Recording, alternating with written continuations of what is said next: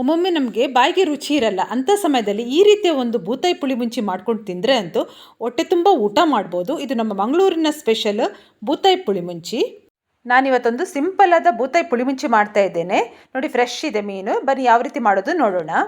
25 ಮೆಣಸಿನಕಾಯಿ ತಗೊಂಡಿದ್ದೇನೆ. 20 ಬ್ಯಾಡಗಿ ಮೆಣಸಿನಕಾಯಿ, 5 ಗಿಡ್ಡ ಮೆಣಸಿನಕಾಯಿ, 2.5 ಸ್ಪೂನ್ ಕೊತ್ತಂಬರಿ ಬೀಜ, 1/4 ಸ್ಪೂನು ಕಾಳುಮೆಣಸು, 1 ಸ್ಪೂನು ಜೀರಿಗೆ, 1/4 ಸ್ಪೂನು ಮೆಂತೆ. ಈಗ ಇದನ್ನು ಮಿಕ್ಸಿ ಜಾರಿಗೆ ಹಾಕ್ಕೊಂಡು ಪುಡಿ ಮಾಡ್ಕೊಳ್ಬೇಕು. ಇದಕ್ಕೆ ನೀರು ಹಾಕಬಾರ್ದು. ಮತ್ತು ಇದನ್ನು ನಾನು ಡ್ರೈ ಆಗಿ ಫ್ರೈ ಮಾಡಿ ಇಟ್ಕೊಂಡಿದ್ದೇನೆ. ಈಗ ಇದಕ್ಕೆ ನಾನು ಸ್ವಲ್ಪ ಅರಿಶಿನ ಹಾಕ್ಕೊಳ್ತಾ ಇದ್ದೇನೆ. ಮೀನಿಗೆ ಅರಿಶಿನ ತುಂಬಾ ಮುಖ್ಯ. ನೋಡಿ, ನಮ್ಮ ಮಸಾಲೆ ರೆಡಿ ಆಗಿದೆ. ಈಗ ಒಂದು ಮಣ್ಣಿನ ಪಾತ್ರೆಗೆ ಕೊಬ್ಬರಿ ಎಣ್ಣೆ ಹಾಕ್ಕೊಳ್ತಾ ಇದ್ದೇನೆ. ಕೊಬ್ಬರಿ ಎಣ್ಣೆ ಬಿಸಿ ಆಗಬೇಕು. ಎಣ್ಣೆ ಬಿಸಿ ಆಗಿದ ತಕ್ಷಣ ಜಜ್ಜಿರುವ ಬೆಳ್ಳುಳ್ಳಿಯನ್ನು ಹಾಕ್ತಾ ಇದ್ದೇನೆ.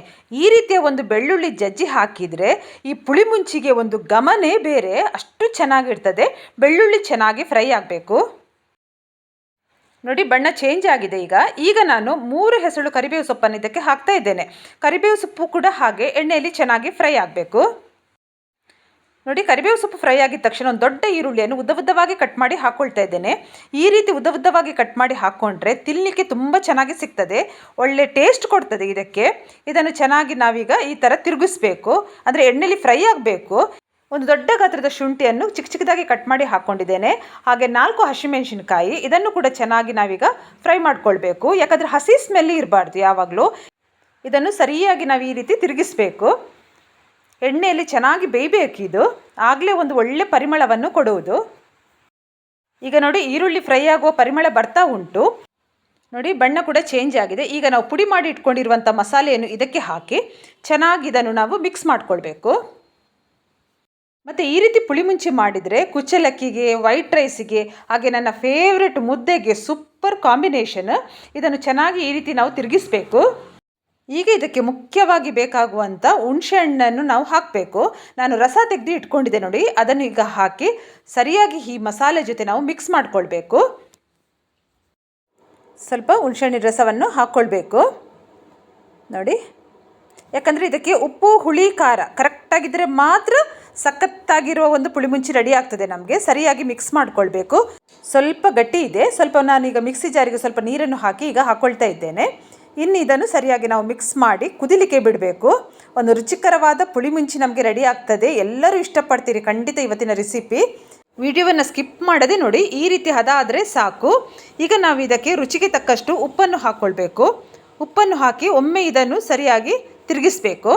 ಉಪ್ಪೆಲ್ಲ ಕರೆಕ್ಟಾಗಿ ಹಾಕಬೇಕು ಇದಕ್ಕೆ, ಆಗ ಮಾತ್ರ ರುಚಿ ತುಂಬಾ ಚೆನ್ನಾಗಿರ್ತದೆ. ಇದನ್ನು ಸರಿಯಾಗಿ ಮಿಕ್ಸ್ ಮಾಡಿ ಈಗ ನಾವಿದನ್ನು ಚೆನ್ನಾಗಿ ಕುದಿಸಬೇಕು.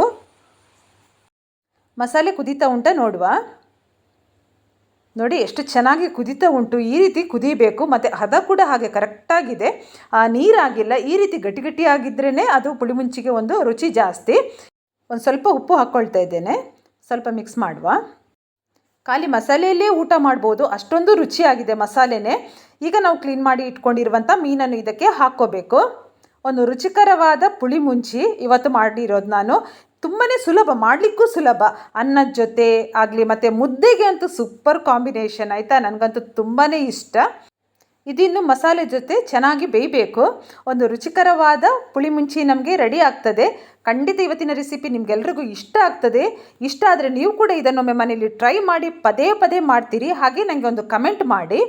ಈಗ ನೋಡಿ, ನಾನು ಮೊಟ್ಟೆ ಕೂಡ ಹಾಕ್ತಾ ಇದ್ದೇನೆ. ಮೊಟ್ಟೆ ಇತ್ತು ಮೀನಲ್ಲಿ. ಮೊಟ್ಟೆ ಇದ್ದ ಮೀನು ಯಾವಾಗಲೂ ತುಂಬ ರುಚಿ, ಅದರ ಒಂದು ರುಚಿಯೇ ಬೇರೆ. ಮತ್ತು ಎಲ್ಲರೂ ಇಷ್ಟಪಡ್ತೇವೆ ನಾವೆಲ್ಲ ಮೊಟ್ಟೆ ತಿನ್ನಲಿಕ್ಕೆ.